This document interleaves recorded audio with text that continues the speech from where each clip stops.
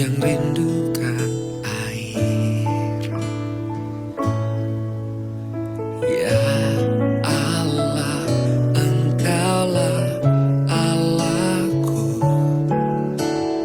ku cari wajah-Mu.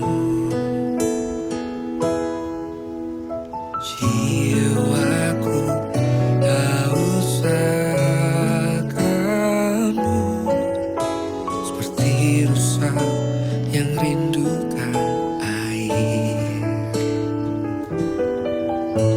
Demikian aku memandang-Mu di tempat kudus dan kemuliaan-Mu.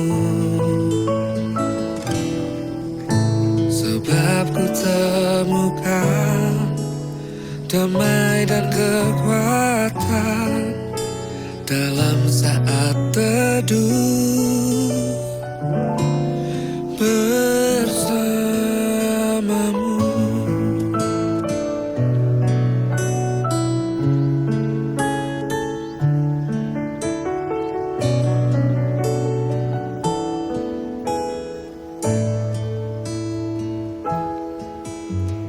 Ya Allah, Engkaulah Allahku, ku cari wajah-Mu. Jiwaku haus akan-Mu, seperti rusa yang rindukan air. Demikian aku memandang-Mu di tempat kudus dan kemuliaan-Mu. Sebab ku temukan damai dan kekuatan dalam saat teduh bersama-Mu. Demikian aku memandang-Mu di tempat kudus dan kemuliaan-Mu. Sebab ku temukan damai dan kekuatan dalam saat teduh bersama-Mu. Dalam saat teduh bersama-Mu.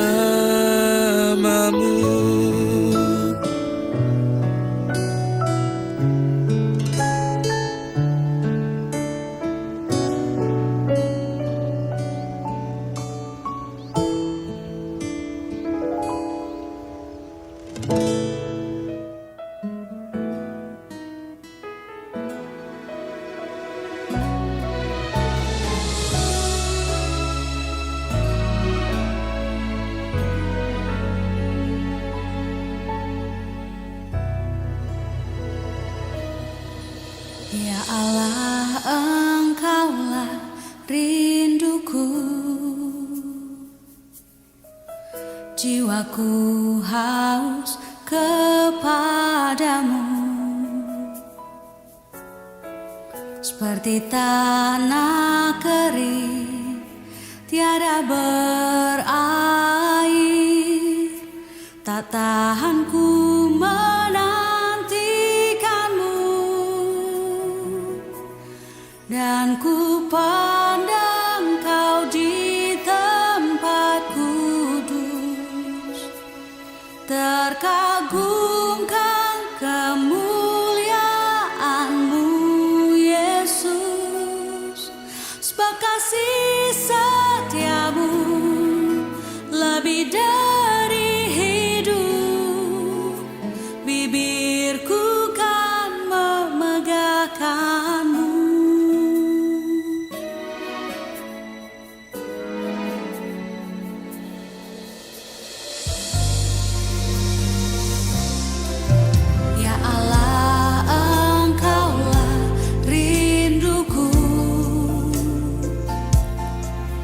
jiwaku haus kepadamu, seperti tanah kering tiada berair. Tak tahan ku menantikanmu, dan ku pandang kau di tempat kudus, terkagumkan kemuliaan-Mu, Yesus. Sebab kasih setiamu lebih dari hidup, bibirku kan memegahkanmu, dan ku pandang kau di tempat kudus, terkagumkan kemuliaan-Mu, Yesus. Sebab kasih setiamu lebih dari hidup, bibirku kan memegahkanmu.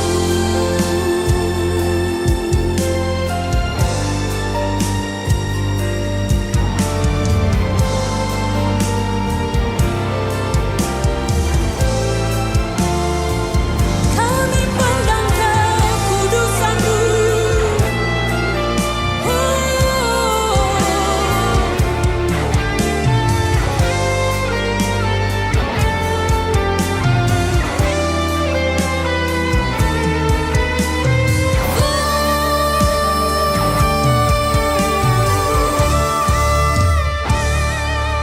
dan ku pandang kau di tempat kudus, terkagumkan kemuliaan-Mu, Yesus. Sebab kasih setiamu lebih dari hidup, bibirku kan memegahkanmu, dan ku pandang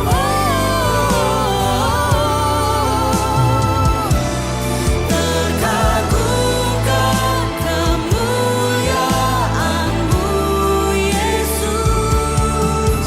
Sebab kasih setiamu lebih dari hidup, bibirku kan memegahkanmu. Sebab kasih setiamu lebih dari hidup.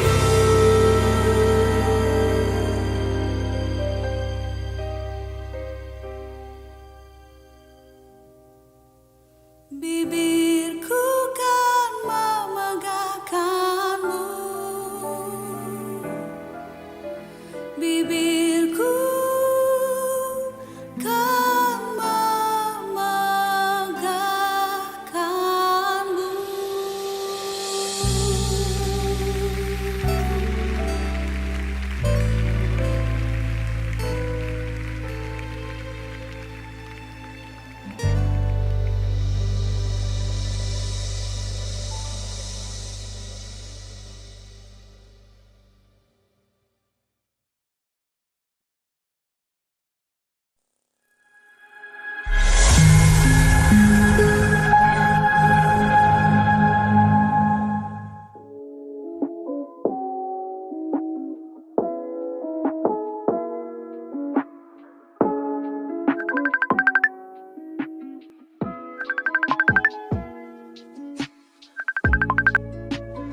Halo, Bro, gereja yuk.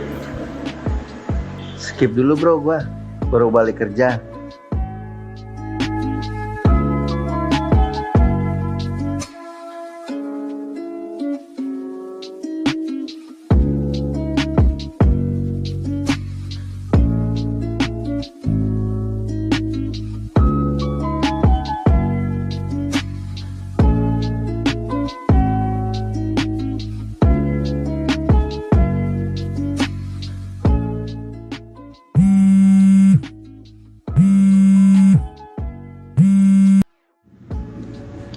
Bro,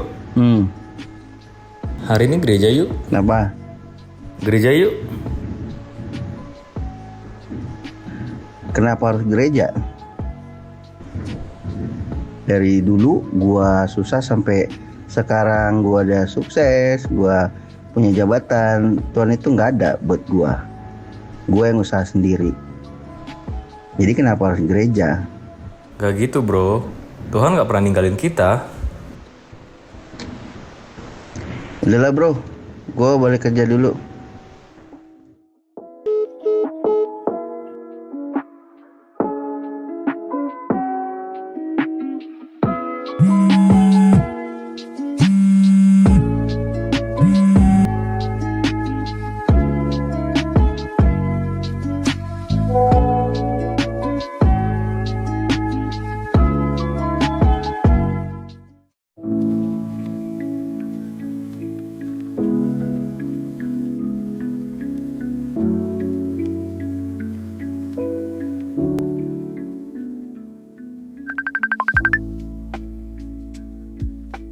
Bro, ayolah gereja kita hari ini.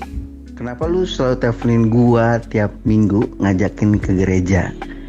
Nah udah bertahun-tahun lu teleponin gua tapi selalu gua tolak. Lu gak capek apa? Bro, Tuhan aja gak capek untuk mengasihi kita dan selalu ada buat kita. Jadi gue juga gak akan pernah capek lah ajak lu buat ketemu Tuhan. Oke, jam berapa?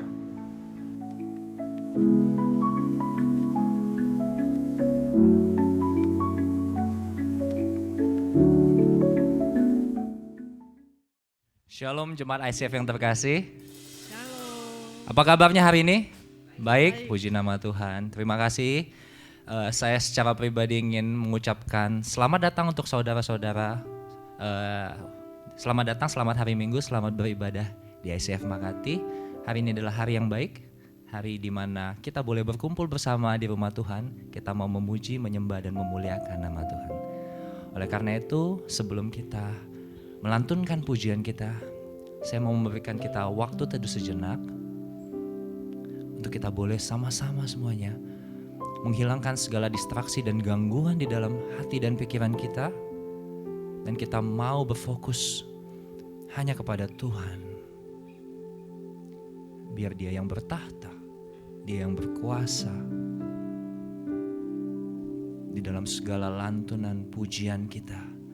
Namanya selalu ditinggikan. Terima kasih Tuhan Yesus.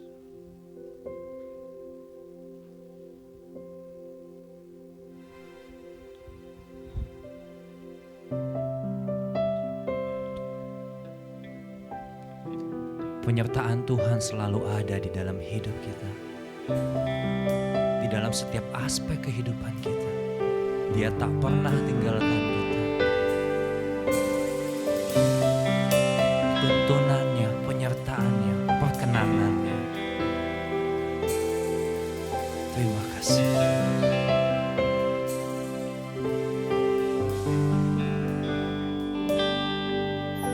Engkau ada bersamaku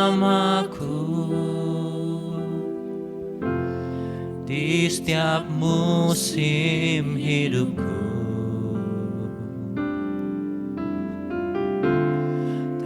Pernah kau biarkan ku sendiri.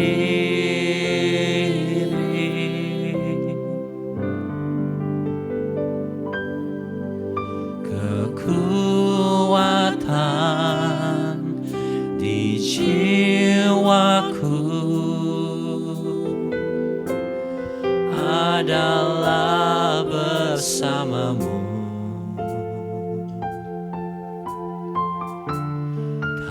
Pernah ku ragukan kasih-Mu.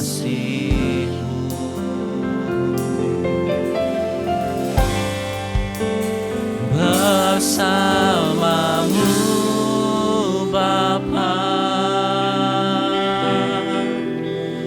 ku lewati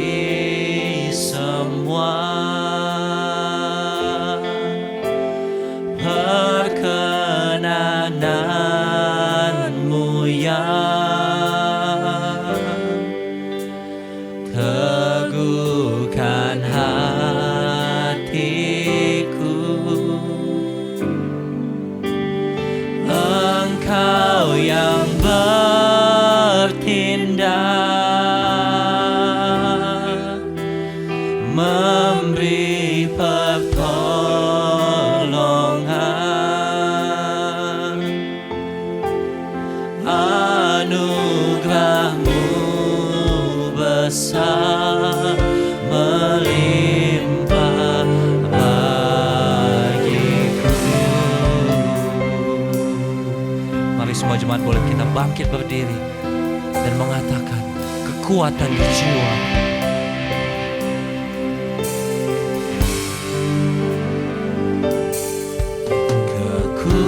Kekuatan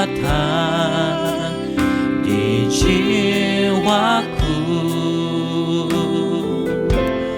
adalah bersamamu, tak pernah ku ragu, tak pernah ku ragukan kasih-Mu bersamamu, bersamamu Bapa.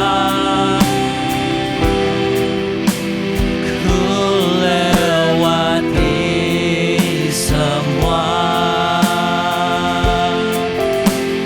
perkenanan-Mu yang teguhkan hatiku.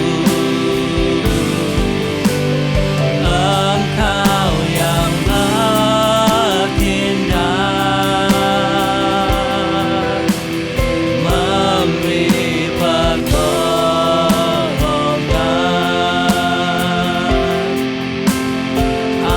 anugerah-Mu besar melimpah bagiku.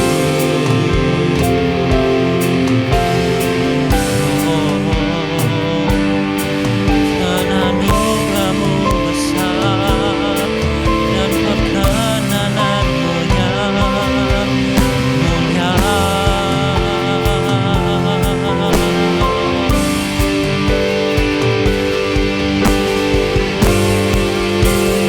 Bersamamu Bapa, ku lewati semua perkenanan-Mu yang teguhkan hatiku. Engkau yang bertindak,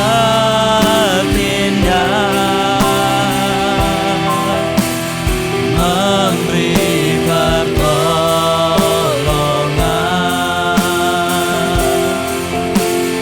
anugerah-Mu besar melimpah bagiku. Anugerah-Mu besar itu,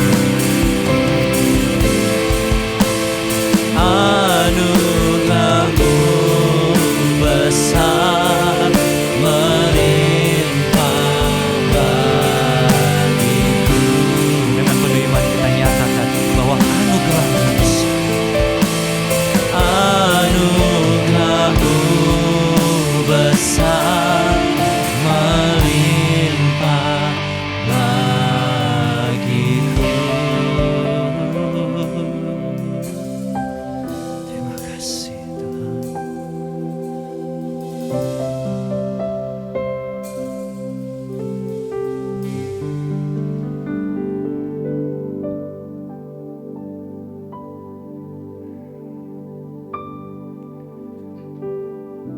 Bapa,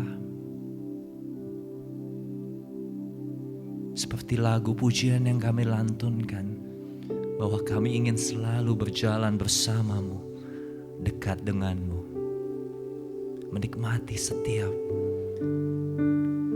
kilasan cahaya yang Kau pancarkan di dalam hidup kami Tuhan.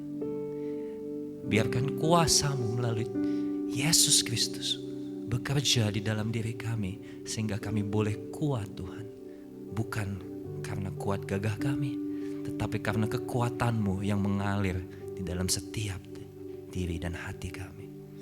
Terima kasih Tuhan.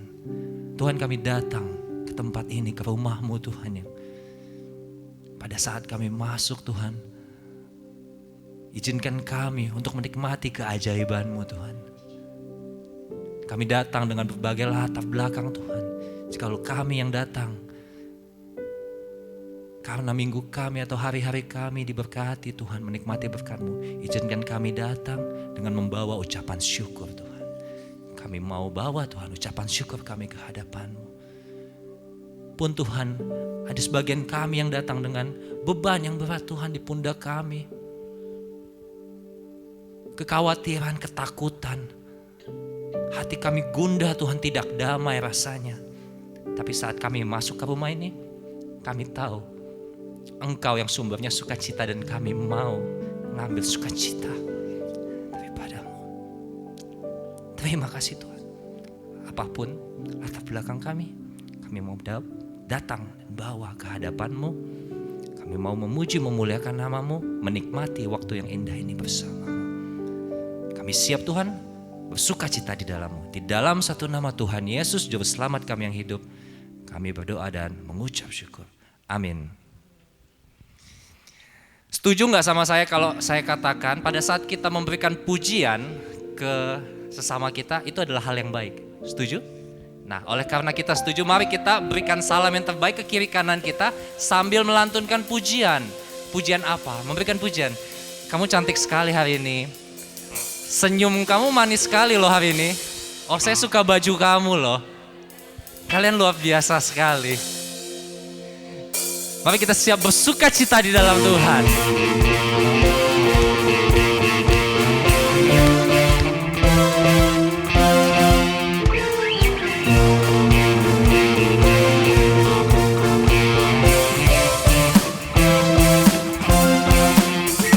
Dalam-Mu ku temukan sukacita. Dunia takkan sanggup untuk berikan. Segala bebanku pun digantikan selama ku ada di dalam-Mu. Kaulah sukacita, pengharapan dan kehidupan. Kau beri kekuatan, haleluya, bersukacita selamanya.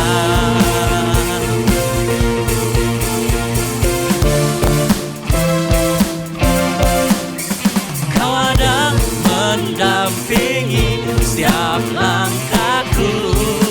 Berikan kekuatan, berikan kekuatan dengan Roh-Mu. Janji-Mu yang telah menuliskan, janji-Mu yang telah menuliskan. Ku punya rancangan yang indah. Kaulah sukacita, pengharapan dan kehidupan.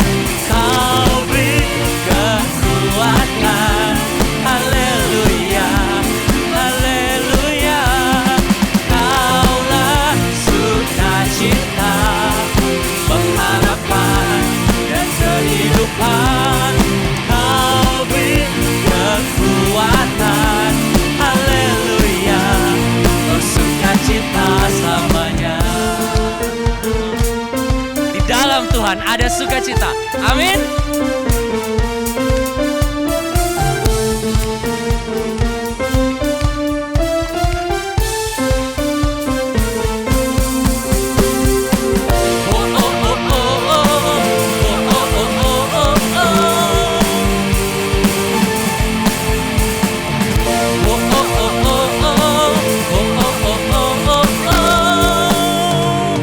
Kaulah sukacita, pengharapan dan kehidupan.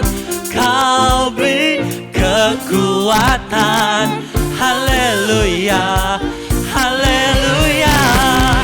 Kaulah sukacita, pengharapan dan kehidupan. Kau beri kekuatan, haleluya, haleluya.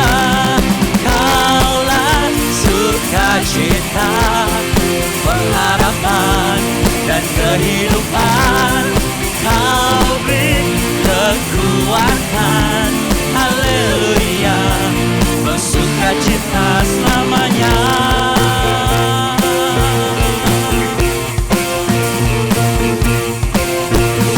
Mari kita berikan pujian, tepuk tangan paling mulia hanya untuk Tuhan kita. Haleluya. Masih siap untuk bersuka di dalam Tuhan?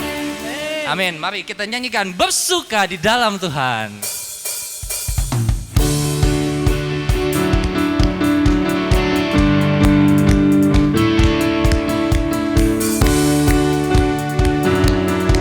Kita lantunkan lagu ini dengan penuh semangat ya. Hari ini hari yang telah dijadikan Tuhan, mari kita bersuka. Hari ini hari yang telah dijadikan Tuhan, mari kita bersuka. Di dalam Tuhan bersuka, bersuka. Di dalam Tuhan bersuka, bersuka dalam Tuhan. Mari bersuka, bersuka citalah. Bersuka, bersuka dalam Tuhan. Sekarang bersuka, bersuka citalah.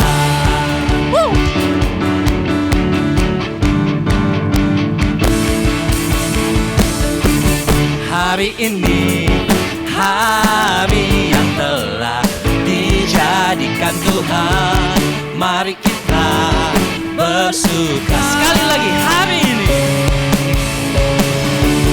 hari ini hari yang telah dijadikan Tuhan, mari kita bersuka. Bersuka di dalam siapa? Di dalam Tuhan. Mari bersuka, bersuka di dalam Tuhan. Bersuka, bersuka dalam Tuhan. Mari bersuka, bersuka citalah. Bersuka, bersuka dalam Tuhan. Sekarang bersuka, bersuka citalah.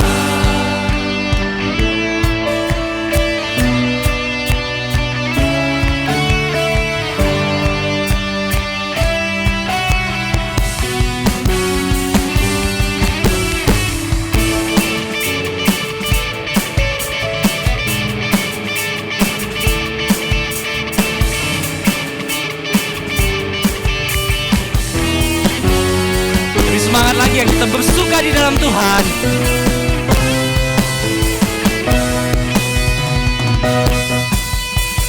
Bersuka, bersuka dalam Tuhan. Mari bersuka, bersuka citalah. Bersuka, bersuka dalam Tuhan. Sekarang bersuka, bersuka cita. Mari bersuka, mari bersuka. Sekarang bersuka, mari bersuka, mari bersuka, bersuka citalah. Berikan tepuk tangan sekali lagi yang paling meriah hanya untuk Tuhan kita. Haleluya. Jemaat, saya persilakan untuk boleh duduk kembali. Sebentar lagi kita akan menerima kebenaran daripada firman Tuhan. Tema hari ini adalah perumpamaan tentang para pekerja di ladang anggur ya. Nah, sebelum kita menerima berkat daripada firman Tuhan, saya rindu sekali untuk memberikan satu cerita yang cukup berkesan untuk saya.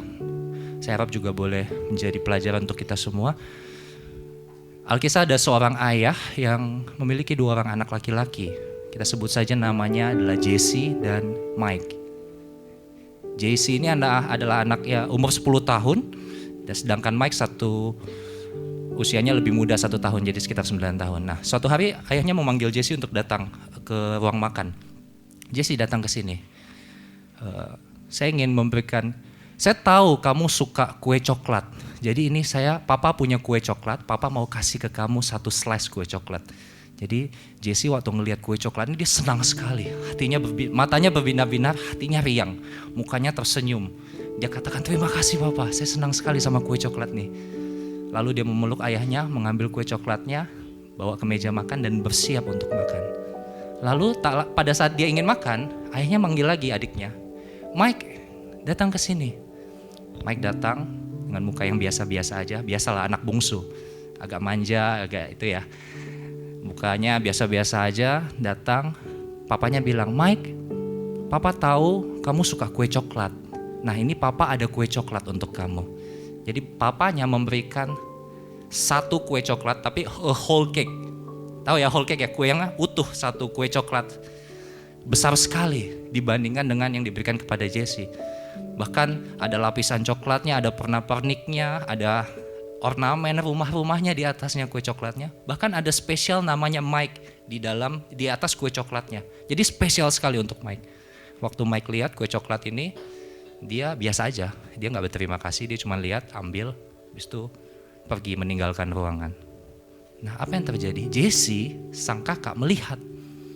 Dia lihat yang sebelumnya dia sukacita karena mendapatkan kue coklat, langsung berubah drastis mukanya. Masem. Bapaknya melihat perubahan yang dialami anaknya. Jadi papanya bertanya, kenapa nak? Coba katakan sama papa apa yang ada di dalam hatimu. Iya, Jesse bilang, papa jahat, gak sayang sama saya. Kenapa papa kasih saya cuma 1 kue coklat, tetapi tetapi Mike mendapatkan bagian yang lebih besar daripada saya. Papa jahat sekali, gak sayang sama saya. Lalu papanya berkata, apakah papa mengambil bagianmu untuk diberikan kepada Mike? Tidak, bukan? Sebelumnya kamu datang ke tempat ini tidak memiliki kue coklat ini, tapi saya memberikan kue coklat ini kepada kamu. Kamu bersuka cita sekali, kamu senang sekali mendapatkan kue coklat yang sebelumnya kamu tidak miliki. Tetapi pada saat apa perubahan di dalam hati kamu terjadi? Pada saat kamu melihat Mike, adik kamu menerima bagian yang lebih besar. Iya, tapi papa tidak adil. Gak boleh dong kayak gini. Kan saya anak papa juga. Lalu papanya berkata, kadang hidup memang tidak adil. Kamu akan menemui banyak ketidakadilan di dalam hidup ini. Tetapi kamu hanya bisa mengontrol apa yang kamu miliki. Kamu tidak bisa mengontrol apa yang akan diterima oleh orang lain. Dalam hal ini Mike. Dan kamu juga tidak berhak mengatur apa yang papa berhak berikan untuk orang lain. Jesse masih tidak terima dengan hal ini. Tapi dia tidak mengatakan suatu hal apapun, dan ini menjadi pelajaran yang berharga untuk dia. Apa pesan yang bisa diambil dari kisah ini? Comparison steals the joy. Pada saat kita membanding-bandingkan apa yang kita miliki dengan orang lain, sukacita itu hilang dari kita. Dia pencuri yang handal, teman-teman. Satu-satunya yang bisa kita bandingkan adalah kita dengan diri kita yang sebelumnya, masa lalu kita. Jadi nikmati, cherish your own blessings. God bless you. Mari kita siapkan hati kita sekali lagi.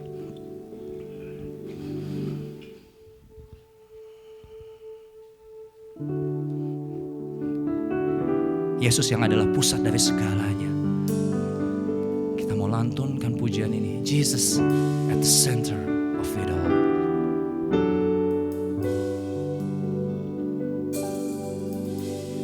Jesus at the center of it all.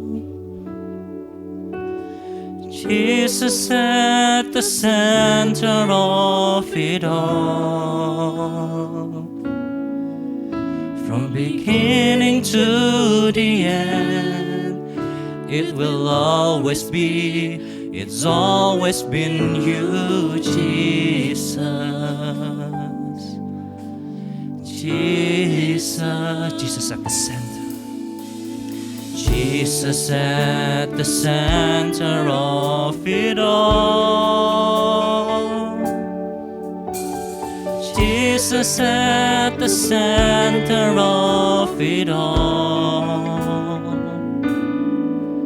From beginning to the end, it will always be, it's always been you, Jesus. Jesus, nothing else matters. Nothing in this world will do.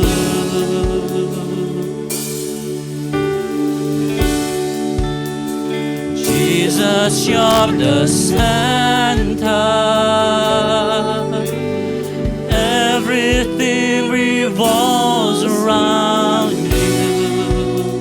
Jesus, you at the center of it all.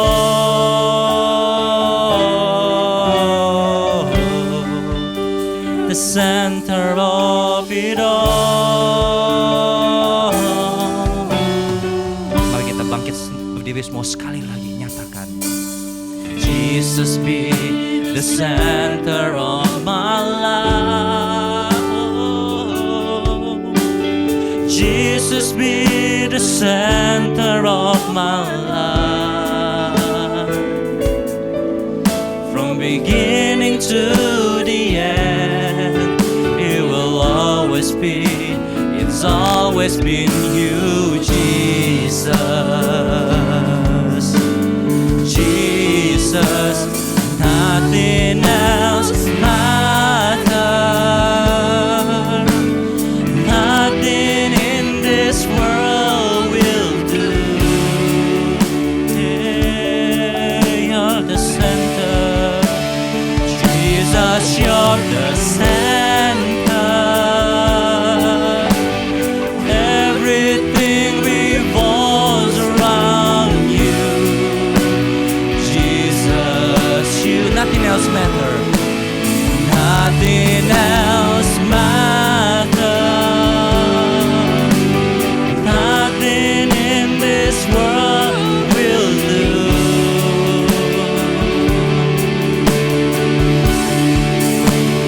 Jesus, you're the center. Everything revolves around you. Jesus, you. From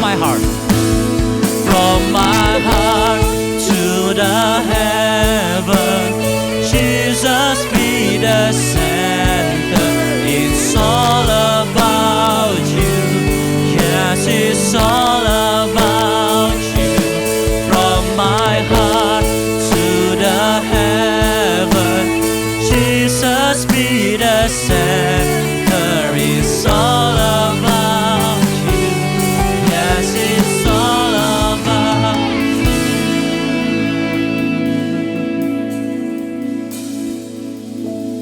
Jesus be the center of your church.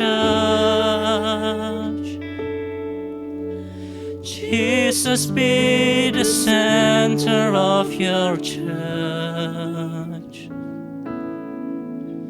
And every knee will bow, and every tongue shall confess you, Jesus. Jesus, yes, only you, Jesus. Jesus, shout the name Jesus, Jesus. Jesus, only you, Jesus, Jesus. Jesus, nothing else matters. Nothing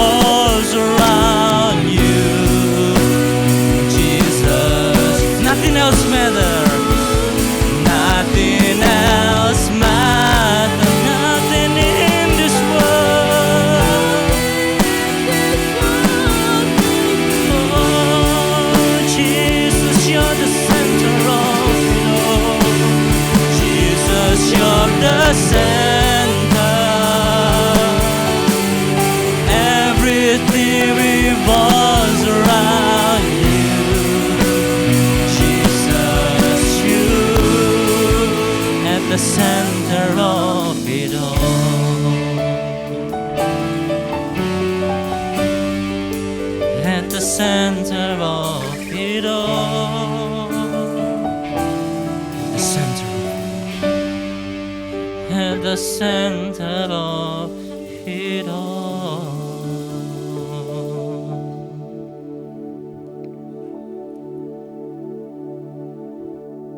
Biarkan hati kami Tuhan mengamini setiap lirikan lagu yang kami baru saja nyanyikan untuk menjadikan-Mu pusat dari segala tingkah laku kami di dalam kehidupan kami sehari-hari. Perkataan kami, perlakuan kami, pikiran kami, spiritual kami, menjadikan Yesus anak Allah, anak Tuhan adalah pusat dari diri kami. Terima kasih Tuhan. Terima kasih Yesus. Nama-Mu mulia, Nama-Mu agung dan indah. Tuhan, kami ini anak-anak-Mu, berada di tempat ini Tuhan untuk belajar, diingatkan kembali tentang kebenaran daripada firman-Mu yang akan Engkau sampaikan sebentar lagi melalui anak-Mu Pastor Venia Tuhan. Urapi dia, berkati dia. Segala yang diucapkan daripada mulut bibirnya kami percaya adalah pesan yang tidak berasal daripada-Mu. Kami sebagai hamba-Mu Tuhan yang mendengarkan. Lunakkan hati kami Tuhan, jikalau kami yang keras hati, kami yang tidak mau mendengar, menutup telinga kami, rendahkan hati kami. Buka telinga kami, buka mata kami, buka pikiran kami. Ini adalah berkat-Mu yang sungguh tidak ternilai dan kami siap untuk menerimanya. Izinkan kami Tuhan menerimanya dengan penuh sukacita. Di dalam satu nama Tuhan Yesus, Juru Selamat kami yang hidup, kami telah berdoa dan mengucap syukur. Amin. Jemaat saya persilakan untuk boleh duduk kembali.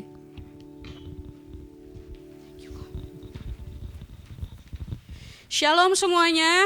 Shalom. Gimana keadaannya hari ini?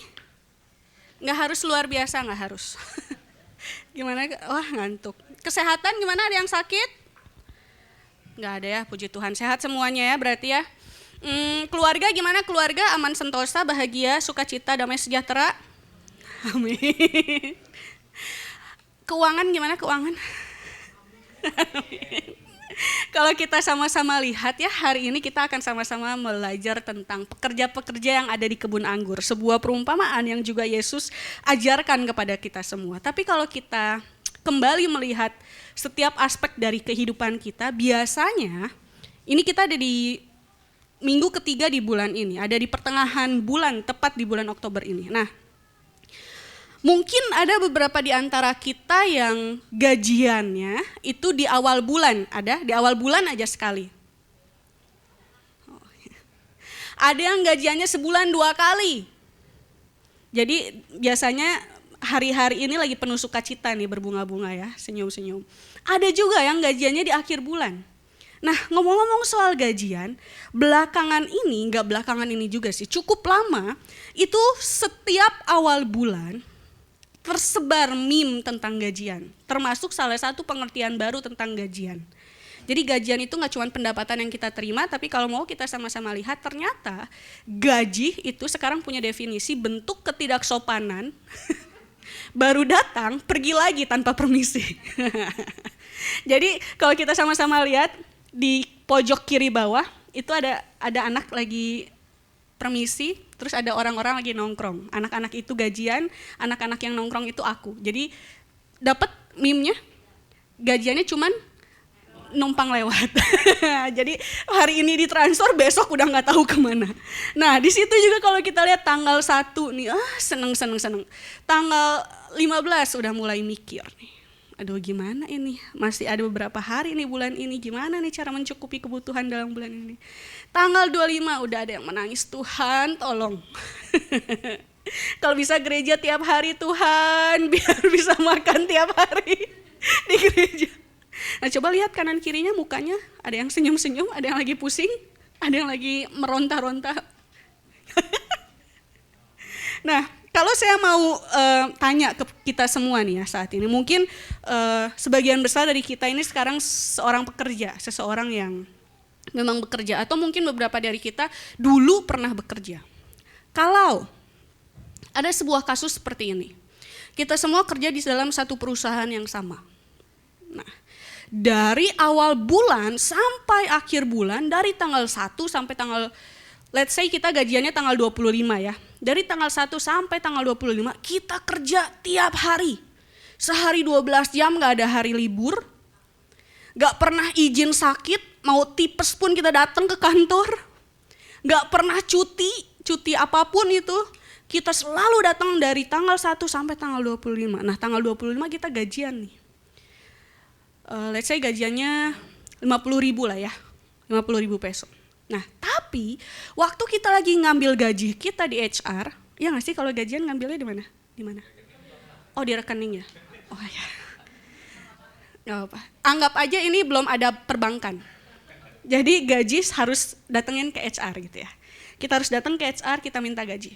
Nah waktu kita mau ngambil gaji, ternyata sebelum kita ngambil ada anak baru yang baru diterima tanggal 24 kemarin. Dan ternyata waktu dia ngambil gaji, dia pun terima gajinya nominalnya sama 50.000. Sama kayak kita yang udah kerja 1 bulan penuh tanpa izin, tanpa sakit, tanpa cuti. Kita pun terima dengan nominal yang sama 50.000.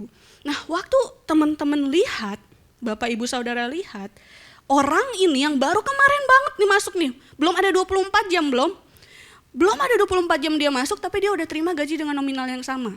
2 pertanyaan, kalau Bapak Ibu Saudara jadi karyawan yang lama nih ya, yang udah full masuk kerja dari awal bulan, bagaimana perasaan Bapak Ibu Saudara? Ngelihat anak baru 1 hari digajinya sama kita.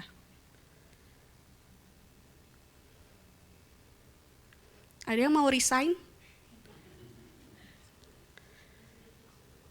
Masih butuh. Ya mau nggak mau ya udahlah ya, udah berkatnya dia.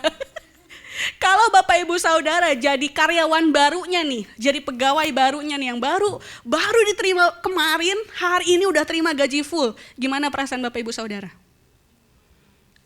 Apa? Congkak, pamer. Wah, memang ria ya anaknya. Ada yang kepengen, wah resign enak kali ya, kalau daftar ke kantor baru digajinya sama juga. Ada?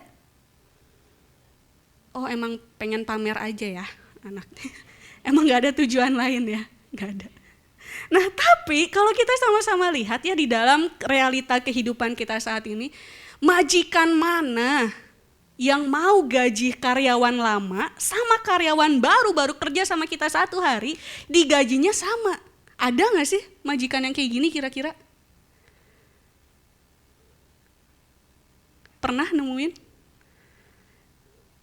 Nggak pernah ya. Kalau kita sama-sama lihat ke dalam Alkitab kita, nanti kita akan baca bersama-sama ya sebuah perumpamaan yang juga Yesus bicarakan, Yesus ucapkan ke murid-muridnya pada saat itu. Nanti yang pria sambil duduk saja, yang pria tolong baca ayatnya yang ganjil, yang wanita tolong baca ayatnya yang genap. Oke, Matius 20 ayat 1 sampai 16. Pria ganjil, wanita genap, bergantian sambil duduk saja. Oke. 1, 2, 3, pria. Adapun hal kerajaan sorga sama seperti seorang tuan rumah yang pagi-pagi keluar mencari pekerja.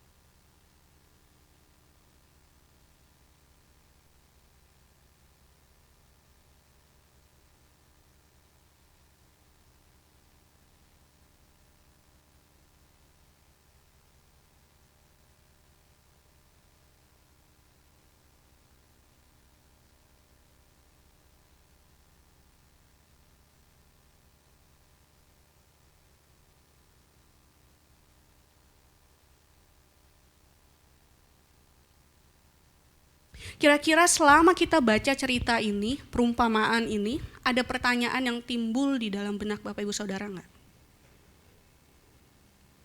Kalau saya, waktu saya baca perumpamaan ini pertama kali, ada beberapa pertanyaan yang bikin saya, kok bisa?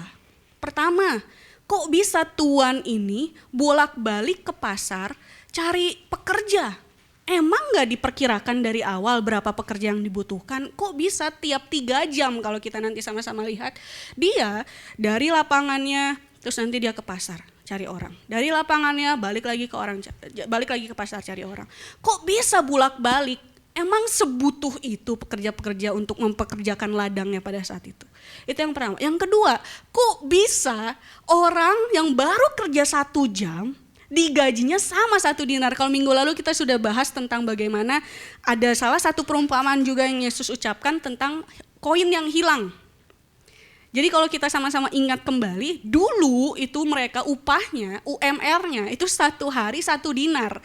Jadi selama bekerja mereka sepanjang hari, mereka akan mendapatkan 1 dinar. Nah, kok bisa baru kerja 1 jam, belum setengah hari bahkan, dia sudah mendapatkan 1 dinar. Kok bisa betapa murah hatinya Tuhan ini?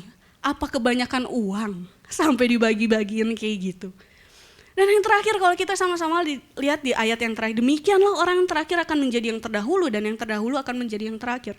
Saya yakin pasti beberapa di antara kita sering dengar ayat ini. Biasanya ini terucapkan di gereja kita kalau kita lagi ngantri makanan. Biasanya yang udah duluan, udah ngambil, makan, terus mau nambah lagi di belakang. Jadi yang terdahulu akan menjadi yang paling belakang kalau mau nambah, dan begitu pun juga sebaliknya, yang belum harus didahulukan. Nah, apa sih maksudnya kalau kita sama-sama lihat di ayat ini? Ternyata ayat ini muncul dari sini. Nah, kalau kita mau sama-sama kembali melihat arti dari sebuah perumpamaan, kita harus harus lihat lagi apa yang sedang diucapkan, apa yang sedang dibicarakan pada saat itu, sampai Yesus ini menggunakan sebuah ilustrasi, menggunakan sebuah perumpamaan ketika Yesus mau mengajar. Nah, kalau kita mau sama-sama buka di dalam Alkitab kita masing-masing, di dalam Matius pasalnya yang ke-19.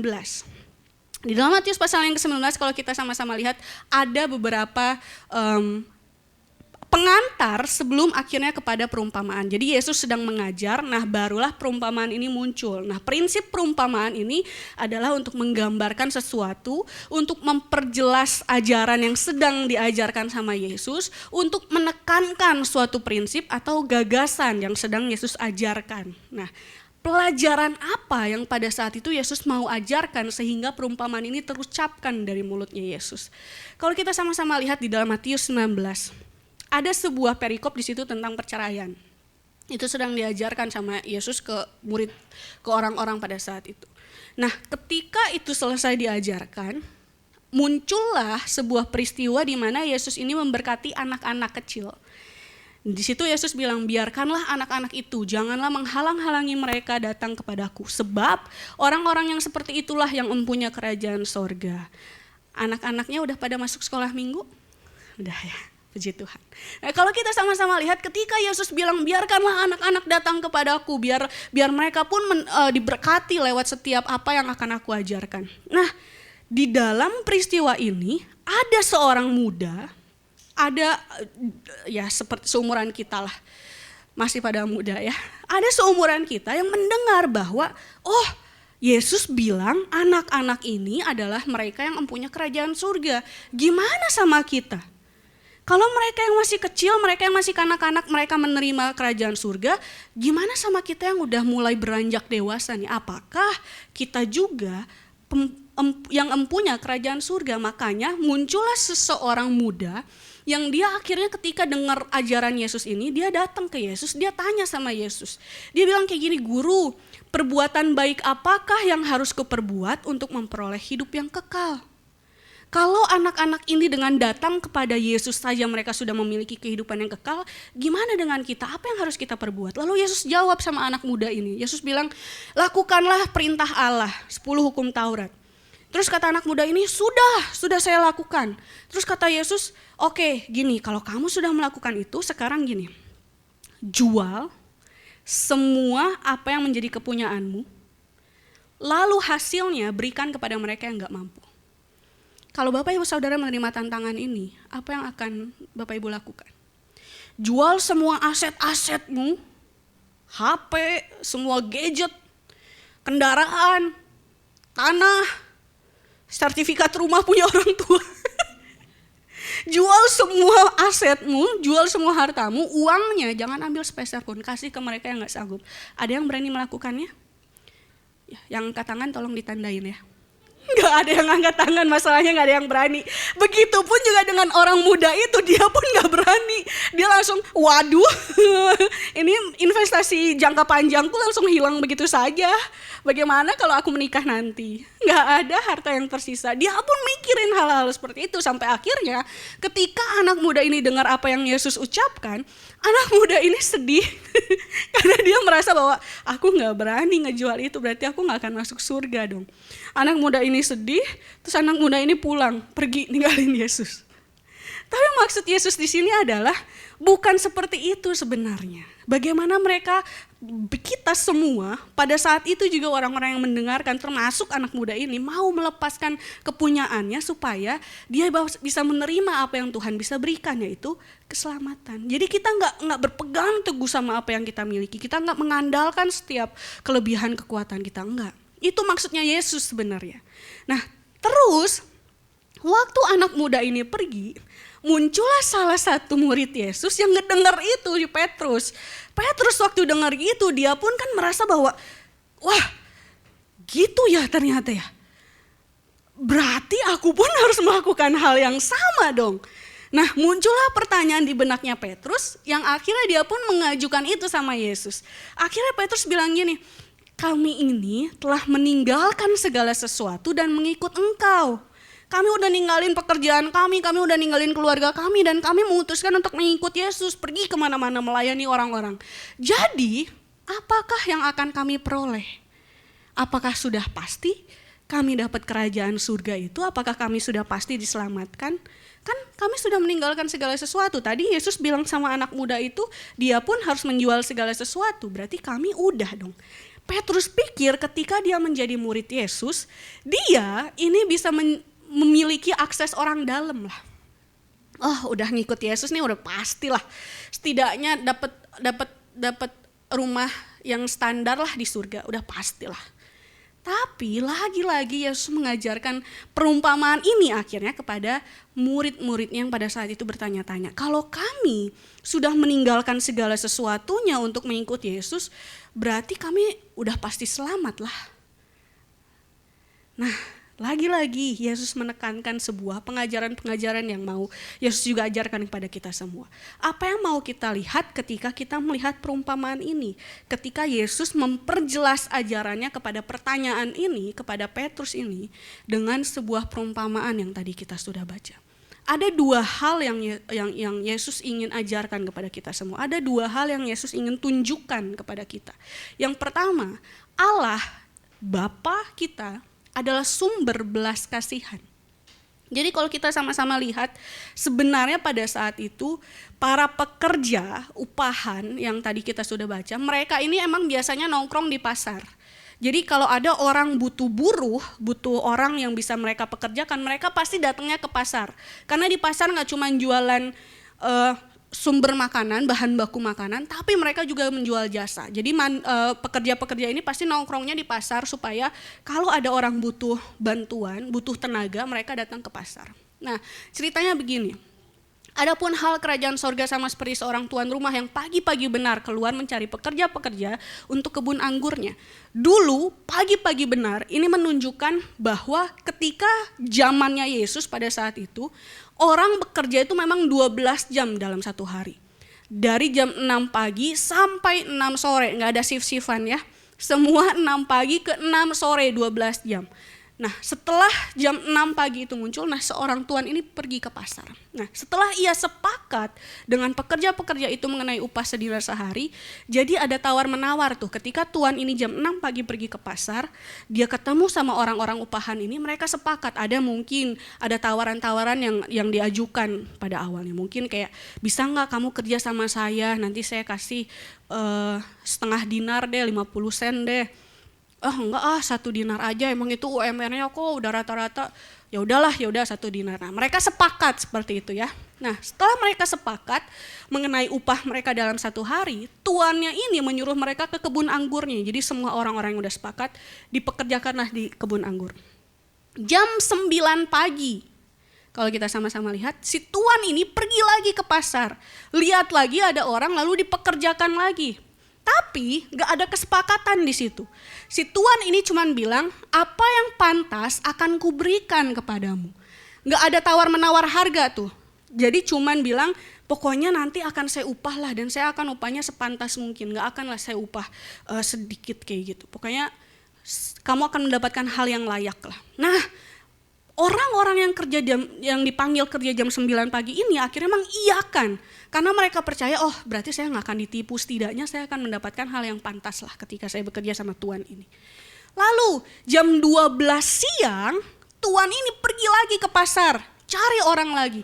Begitupun juga jam 3 sore, jadi setiap 3 jam tadi kan, jam 6 dia ke pasar, balik lagi ke kebun, jam 9 dia ke pasar, balik lagi ke kebun, jam 12 kebun, jam 3 kebun. Nah yang terakhir nih, jam 5 petang, jam 5 sore, tuan ini masih balik lagi ke pasar.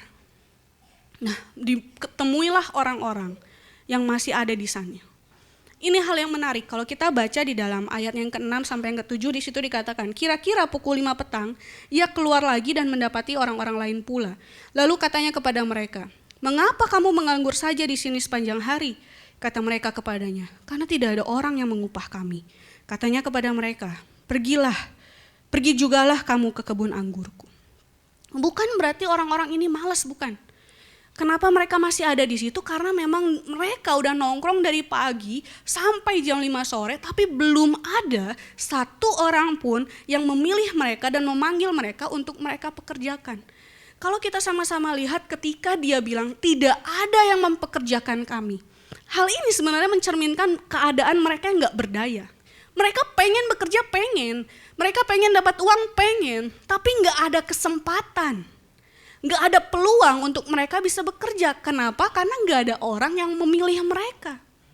Nah kalau kita sama-sama lihat, ketika kita bicara soal bagaimana akhirnya orang-orang yang tidak terpilih ini dipilih oleh sang tuan di detik-detik terakhir, di jam-jam terakhir, padahal udah mau selesai, jam 6 tuh udah selesai pekerjaannya, tapi jam 5 mereka masih dipilih untuk ikut dan bekerja sama Tuhan ini.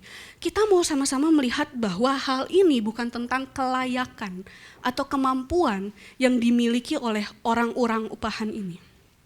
Semuanya terjadi karena adanya belas kasihan yang dimiliki oleh sang Tuan.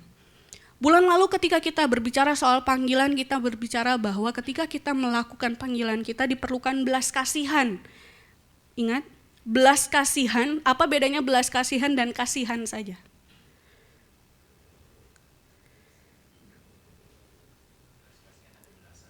Ada belasan, jadi banyak ya. Tim sepak bola kali 11. Belas kasihan tuh kita gak cuma merasa iba, kasihan saja, tapi kita melakukan sesuatu, ada tindakan yang akhirnya kita tergerak untuk melakukan sesuatu, itu belas kasihan. Dan belas kasihan inilah yang dimiliki oleh sang Tuan ketika dia melihat bahwa kasihan ya orang-orang upahan ini. Mereka juga punya keluarga loh, mereka juga butuh pendapatan loh. Tapi mereka ini gak punya kesempatan, gak ada satu orang pun yang memberikan mereka peluang untuk bekerja. Makanya belas kasihan yang dimiliki oleh sang Tuan ini akhirnya membawa dirinya untuk mengajak mereka. Udahlah, meskipun saya tahu ini jam 5, udah ikut aja sama saya ke kebun anggur. Kerjalah sama saya, nanti akan saya upah dengan layak.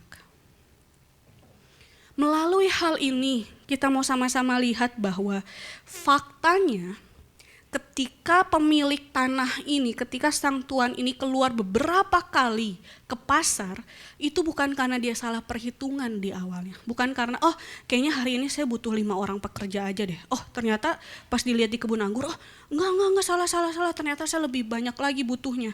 Terus pas balik lagi, oh saya salah lagi nih, salah dugaan nih, salah hitungan nih, saya butuh lebih banyak lagi. Enggak. Ternyata tindakan sang Tuan ini, sang pemilik tanah ketika dia bolak-balik ke pasar, ke kebun, Ternyata ini menunjukkan bahwa Allah kita pun seaktif itu, sebesar itu kerinduannya untuk menjangkau orang. Untuk apa? Supaya lebih banyak orang lagi yang bisa merasakan belas kasihannya Allah, yang bisa merasakan betapa indahnya ketika dikasihi oleh Allah. Ingat, orang-orang yang tadi tidak terpilih pasti ada alasan kenapa mereka nggak terpilih sampai jam 5 sore. Meskipun mereka sama-sama nongkrong dari pagi di pasar, kenapa mereka nggak terpilih sampai sore? Mungkin ya orang-orang yang lewat dan melihat orang-orang yang tidak terpilih ini, mungkin orang-orang ini berpikir bahwa udah berumur lah nggak akan kuat. Kayaknya ototnya kecil nggak akan kuat lah ngangkat ranting segala macam, sampah segala macam. Dia mah nggak berdaya lah, lemah kelihatannya, lunglai, lemes kayak belum makan. Padahal belum makan ya karena nggak punya uang, karena nggak dipekerjakan. Nah, pasti ada alasan kenapa orang-orang ini pada akhirnya nggak terpilih, meskipun mereka sama-sama nongkrong sepanjang hari di pasar. Tapi gerakan yang dilakukan oleh Allah pada saat itu yang dilambangkan sebagai Tuhan, dia nggak peduli bagaimana orang pikir mereka ini nggak layak untuk bekerja, dia nggak peduli bagaimana orang-orang berpendapat bahwa mereka ini nggak usah dikasih kesempatan juga udah pasti nggak akan bisa bekerja. Yang Allah lakukan adalah dengan belas kasihannya dia memberikan kesempatan buat mereka. Bukan hanya bekerja, tapi juga dibayar, diupah. Nah, hal yang kedua yang mau kita sama-sama lihat adalah Allah sumber keadilan dan kasih karunia. Kalau kita sama-sama lihat di dalam Matius 20 ayat yang ke-8 sampai yang ke-16. Ketika hari malam, jam 6 sore nih, udah waktunya pada pulang para pekerja upahan ini. Berkatalah Tuhan itu kepada mandornya, panggillah pekerja-pekerja itu dan bayarkan upah mereka. Mulai dengan mereka yang masuk terakhir hingga mereka yang masuk terdahulu. Datanglah mereka yang mulai bekerja, kira-kira pukul 5 dan mereka masing-masing menerima 1 dinar. Jadi memang dari awal sang tuan ini titip pesan sama mandornya, waktu kamu mau gaji orang-orang upahan kita, panggil dari mereka yang datang paling lama. Dari jam 5 ke jam 3, ke jam 12, ke jam 9, baru ke jam 6. Nah, barislah mereka. Jadi waktu itu memang belum ada transferan ya, belum ada QR code belum. Jadi kalau mereka mau terima gaji ya memang harus datang ke mandor ya, ke HR ya. Nah, waktu mereka datang, suruh baris tuh. Pokoknya barislah dari yang datang paling terakhir sampai yang datang paling awal. Nah, waktu yang orang-orang datang jam 5 ini terima gaji, mereka kan pasti seneng nih. Wah, baru kerja 1 jam, udah dikasih 1 dinar, pasti senengnya kebangetan kan, kayak tadinya saya pikir saya nggak akan punya uang buat makan hari ini buat keluarga saya, tapi ternyata meskipun kerja baru 1 jam baru hahihi, taunya udah digaji, seneng banget mereka. Nah, waktu mereka terima gajinya, terima upahnya, pasti kan mereka juga, wah gila ya Tuhan ini baik banget, parah banget baiknya. Pasti kan yang lain yang baris pun kan denger kan, lihat kan, menyaksikan kan. Makanya di situ di ayat yang ke-10 kemudian datanglah mereka yang masuk terdahulu, sangkanya akan mendapat lebih banyak. Karena waktu mereka lagi nunggu giliran mereka dengar, oh yang datang lebih lama aja, yang datang tadi baru 1 jam aja udah terima 1 dinar, apalagi kita. Pasti pada saat itu mereka waktu nunggu mereka udah ngomong-ngomongan tuh satu sama lain yang datang jam 6 nih. Kita dapat berapa ya hari ini ya? Iya, masa tadi yang baru datang beberapa jam aja udah diterima full, kita mah dikasih bonus kali. Udah ada ekspektasi tuh mereka. Tapi ternyata ketika mereka dipanggil dan mereka terima gaji mereka pun sama 1 dinar. Akibatnya ketika mereka menerimanya, mereka bersungut-sungut kepada Tuhan itu, kata orang-orang ini. Mereka yang masuk terakhir ini hanya bekerja 1 jam. Dan engkau menyamakan mereka dengan kami yang sehari untuk bekerja berat dan menanggung panas terik matahari. Kami pun digaji yang sama, gak salah nih bos. Gak ada bonus gitu. Kami loh udah tadi gak sarapan. Panas-panas, kerja banting tulang seharian full. Gak ada jam merienda. Cuman break lunch doang. Masa kita juga digaji yang sama? Bersungut-sungutlah mereka. Kalau kita lihat sikap ini, kira-kira teringat kisah sesuatu enggak? Anak sulung. Minggu lalu ketika kita bahas bagaimana anak sulung ini juga akhirnya marah-marah sama bapaknya. Bapak, engkau sudah memberikan perayaan kepada anak yang hilang ini. Dia udah habisin uang bapak, dia udah main sama pelacur-pelacur. Bapak masih mengasihi dia. Bagaimana dengan aku yang sudah taat? Bagaimana dengan aku yang sudah kerja keras sama bapak? Apa bedanya sama orang-orang ini? Yang akhirnya mereka pun marah-marah sama sang tuan. Padahal kalau kita lihat di awal, sebenarnya ketika tuan ini menggaji 1 dinar, dia melakukan apa yang sudah disepakati di awal. Ingat, dari awal mereka udah sepakat nih, udah ada persetujuan bahwa kamu kerja sama saya 1 hari dan akan digaji 1 dinar. Apakah kita melihat bahwa Allah tidak adil dalam kisah ini? Banyak orang yang bilang, kok Tuhan gak adil? Akhirnya orang yang kerja dari pagi dikasih 1 dinar. Orang yang baru kerja 1 jam dikasih juga 1 dinar. Di mana keadilan Tuhan? Bahkan itu pun yang akhirnya keluar dari orang-orang ini. Kok tuannya gak adil? Orang yang baru kerja 1 jam sama gajinya sama kami yang udah kerja 1 hari. Di mana keadilan Tuhan?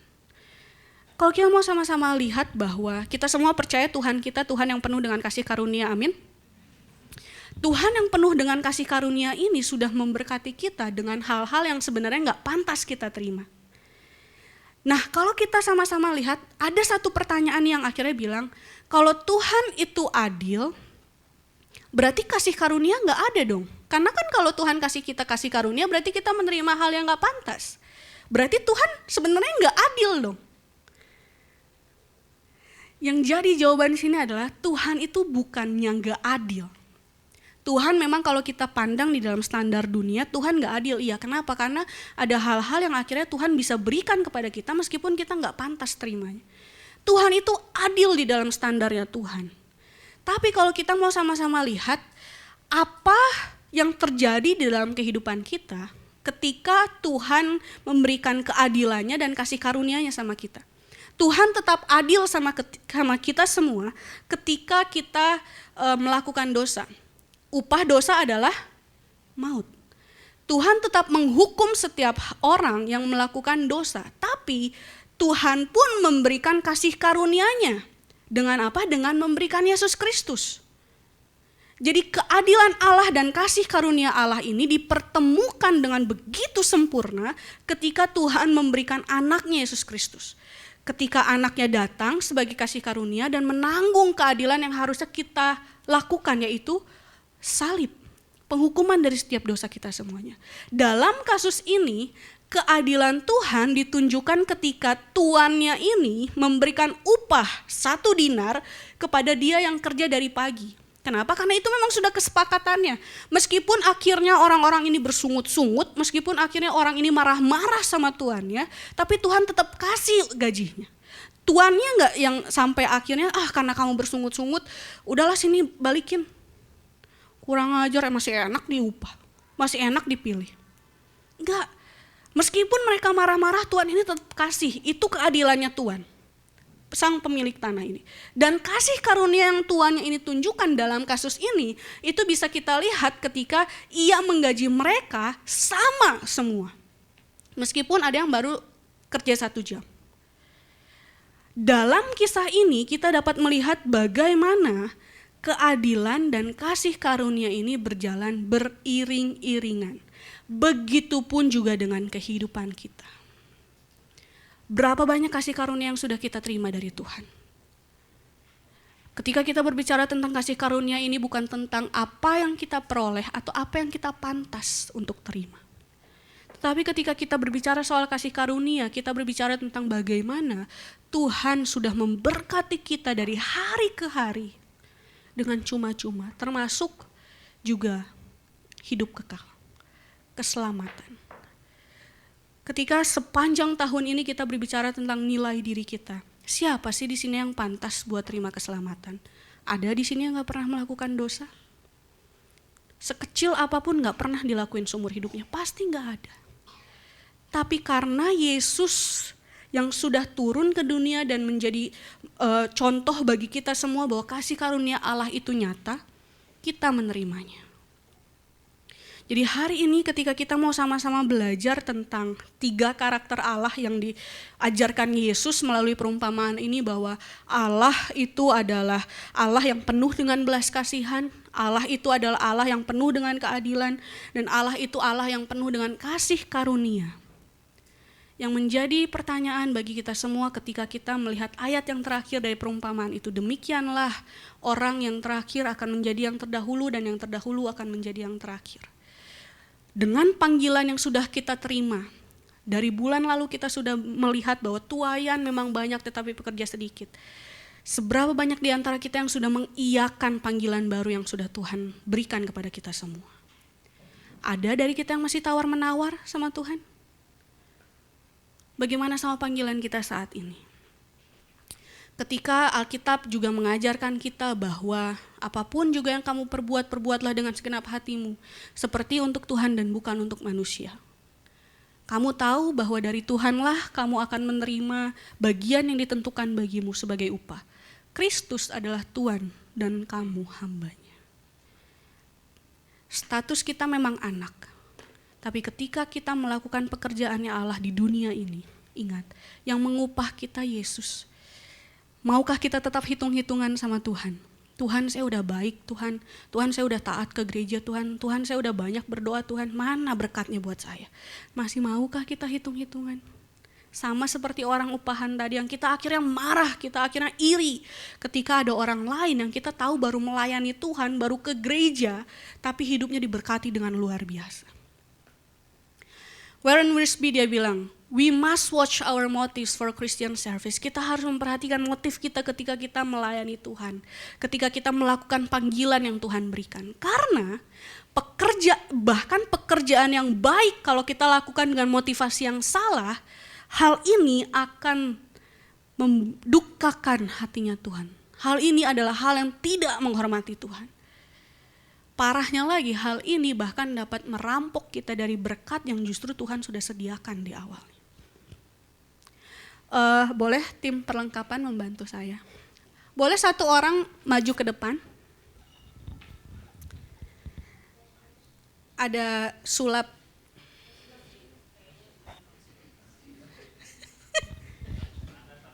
Satu orang. Sebentar, 2 menit lah. Satu orang yuk, yang berani.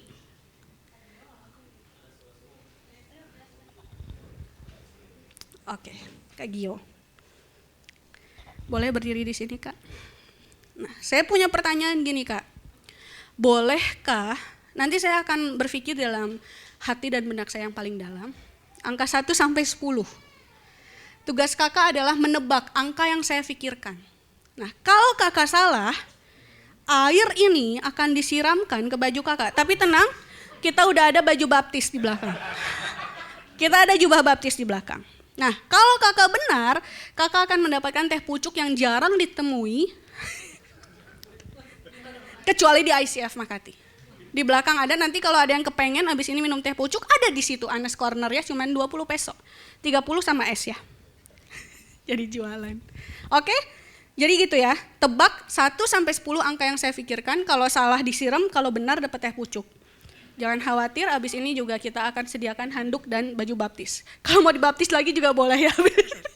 Nah, oke, saya akan berpikir ya, 1 sampai 10 ya, tebak ya. Tatap mata saya.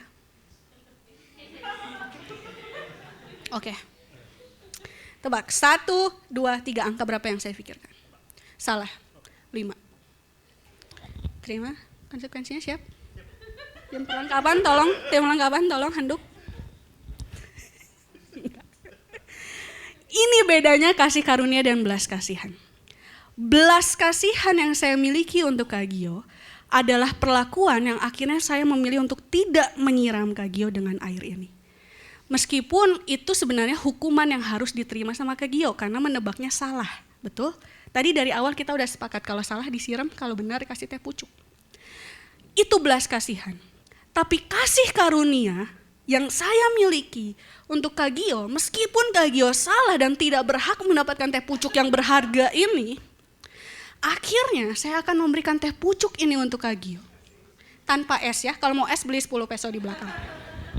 Terima kasih dulu. Itu bedanya belas kasihan dan kasih karunia yang Tuhan miliki untuk setiap kita semuanya. Yang menjadi pertanyaannya bagi kita semua adalah ketika kita sudah mengalami kedua hal ini, Tuhan sudah begitu berbelas kasihan sama kita, begitu banyak hal yang akhirnya Tuhan selamatkan supaya kita akhirnya gak terima hal itu. Begitu juga banyak kasih karunia yang akhirnya kita mendapatkan hal-hal yang menurut kita Tuhan ini terlalu baik, Tuhan ini terlalu besar buat kita terima Tuhan. Ketika kita sudah mengalami Tuhan bersama-sama dalam kehidupan kita, tindakan apa yang mau kita lakukan? Ketika Tuhan memberikan kita panggilan untuk menjangkau mereka yang masih hilang, maukah kita sama seperti Tuhan tadi yang gak pandang siapa mereka, yang gak pandang kelayakan mereka, kita tetap memanggil mereka. Kita tetap menjangkau mereka. Mari kita semua bersaat teduh sejenak. Sekali lagi melalui perumpamaan ini, Yesus menggunakan perumpamaan ini untuk mengingatkan kita bahwa pemilik anggur itu seperti Allah Bapa kita. Dia yang gak pernah pandang siapa kita. Dia yang bahkan dengan banyaknya belas kasihan, dengan begitu besar belas kasihan yang ia miliki, dia tetap memilih kita untuk ada di tempat ini. Meskipun Tuhan bisa memilih orang lain untuk menerima berkat-berkat yang kita terima saat ini, dia tetap memilih saudara. Yesus juga memperlihatkan bahwa para pekerja itu adalah kita. Dan waktu kerja yang tadi diucapkan oleh Yesus dalam perumpamaan ini adalah tahapan hidup kita ketika kita menerima panggilan. Ketika kita mulai percaya sama Tuhan. Seberapa banyak di antara kita yang sudah mengikut Tuhan dari kecil? Kita bisa bilang, Tuhan, saya dari kecil pun saya udah melayani Tuhan. Dari kecil pun saya udah jadi guru sekolah minggu Tuhan. Dari kecil udah banyak hal-hal yang sudah saya lakukan untuk Tuhan. Dan upah yang akan saudara terima adalah keselamatan. Tapi jangan lupa, suatu hari nanti kalau ada orang yang di dalam sisa detik-detik kehidupan yang mereka baru menerima Tuhan, upah yang akan mereka terima pun keselamatan. Kalau Bapak Ibu Saudara tahu bahwa upah yang Bapak Ibu Saudara terima akan sama, apakah saudara akan tetap bertahan sama imannya saudara? Mari kita semua bangkit berdiri.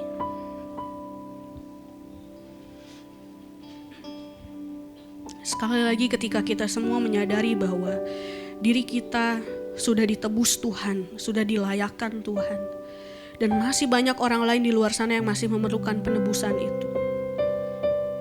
Akankah saudara memenuhi panggilan saudara untuk mengenalkan siapa Tuhan kepada mereka?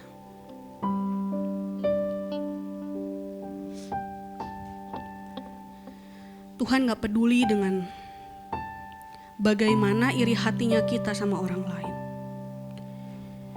Sebesar apapun keiri hatian yang kita miliki sama mereka yang nampaknya memiliki berkat lebih banyak dari kita, itu semua gak akan mempengaruhi kemurahannya Tuhan.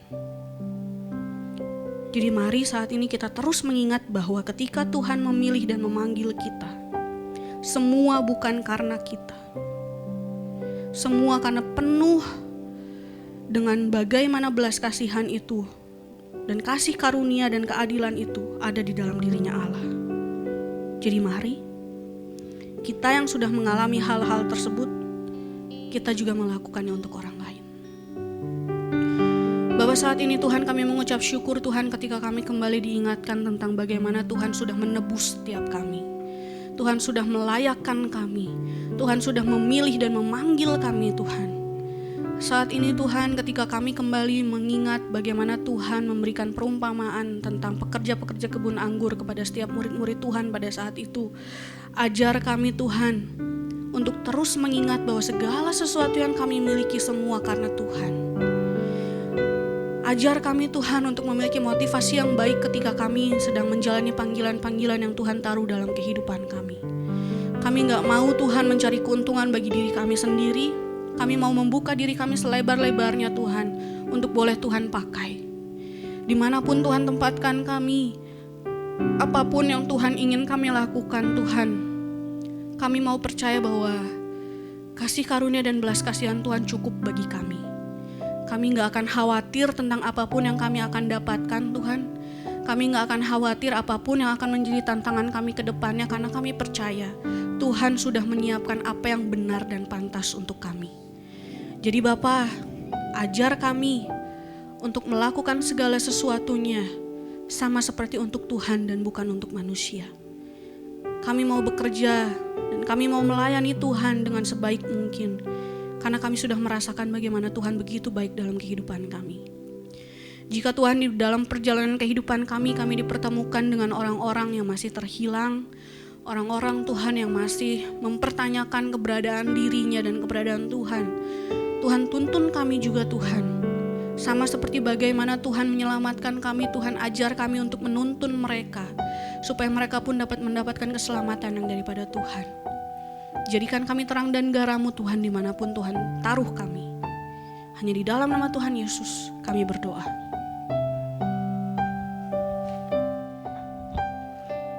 Tuhan, sekali lagi Tuhan, kami mengucap syukur buat kasih-Mu, buat firman-Mu Tuhan yang Kau sampaikan kepada setiap kami. Mulai saat ini Tuhan, pakailah kami sesuai dengan kehendak-Mu. Lebih lagi Tuhan, ketika kami berada Tuhan di tempat-tempat pekerjaan kami, dalam jabatan apapun Tuhan, dan posisi apapun, kami percaya Tuhan itu bukan secara kebetulan Tuhan kami boleh ada di sana. Bila Tuhan hikmat-Mu menuntun kepada setiap kami, dia biar setiap firman yang terus Tuhan bertumbuh dan berbuah-buah dalam kehidupan kami, itu yang nampak dalam kehidupan ini Tuhan. Sehingga Tuhan banyak orang boleh melihat Engkau dalam kehidupan ini Bapa. Ketika kami Tuhan, tangan kami mengerjakan sesuatu dibuat Engkau berhasil. Karena kami tahu Tuhan, Engkau yang membuatnya berhasil Bapa. Ketika kami Tuhan berada Tuhan dalam sebuah Tuhan situasi yang membutuhkan jalan penyelesaian, kami tahu Tuhan Engkau yang sudah ada terlebih dahulu Tuhan, membukakan setiap jalan-jalan, sehingga Tuhan kami dibawa untuk sensitif melihat tuntunan-Mu ya Tuhan. Tuhan, pakailah setiap kami semuanya, karena kami adalah duta-duta-Mu Tuhan, dimanapun Engkau menempatkan kepada setiap kami. Tali kasih-Mu mengikat antara suami dan istri, orang tua dan anak, anak-anak dan anak-anak. Engkau Tuhan akan menjadi Tuhan yang terus mencukupkan segala kebutuhan-kebutuhan kami. Setiap yang sakit Kau akan pulihkan dan sembuhkan Tuhan di dalam nama Tuhan Yesus Bapa. Setiap orang-orang yang sedang mencari jalan keluar Tuhan, Engkau juga Tuhan nyatakan kepada setiap mereka Tuhan, Engkau adalah Allah yang bekerja meskipun Tuhan kami tidak bisa melihatnya secara kasat mata ya Bapa. Terima kasih Tuhan, terima kasih Bapa. Kami menyerahkan Tuhan setiap kehidupan kami masing-masing hanya ke dalam tangan kasih kuasa-Mu saja. Saudaraku, angkatlah kedua belah tangan-Mu. Tuhan memberkati engkau dan melindungi engkau. Tuhan menyinari engkau dengan wajah-Nya dan memberi engkau kasih karunia. Tuhan menghadapkan wajah-Nya kepadamu dan memberi engkau damai sejahtera. Oleh karena itu, pulanglah. Terimalah berkat daripada Allah Bapa, kasih karunia daripada Tuhan Yesus Kristus, serta persekutuan dengan Roh Kudus mulai saat ini sampai Maranatha. Tuhan sedang kembali untuk menjemput setiap kita semuanya. Terpuji-pujilah nama Tuhan untuk selama-lamanya. Bapa, terima kasih. Bapa, terima kasih.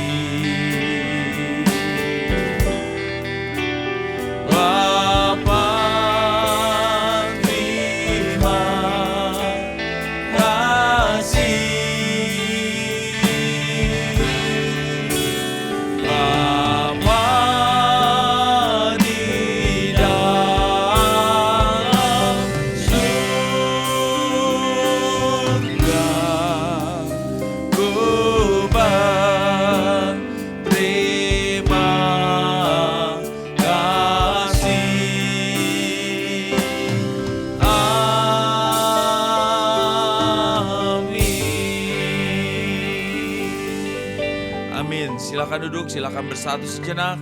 Tuhan Yesus memberkati setiap kita semuanya.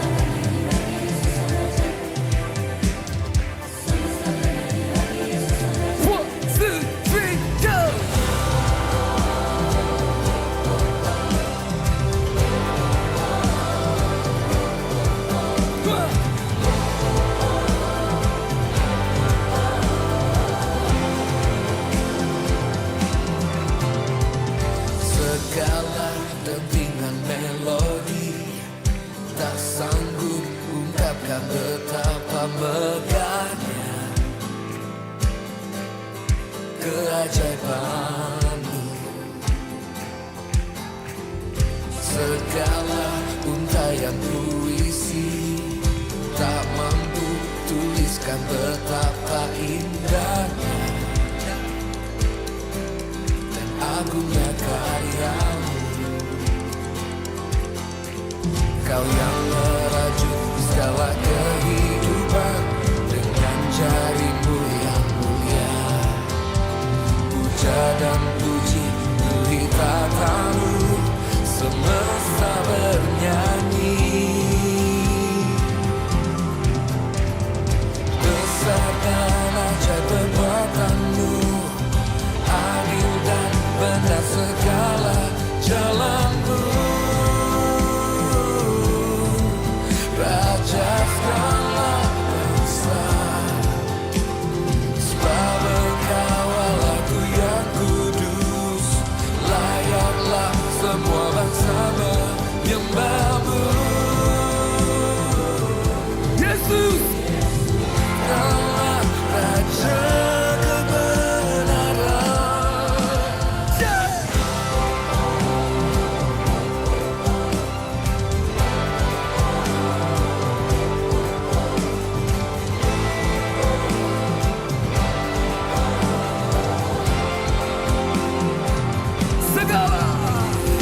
Segala dentingan melodi tak sanggup ungkapkan betapa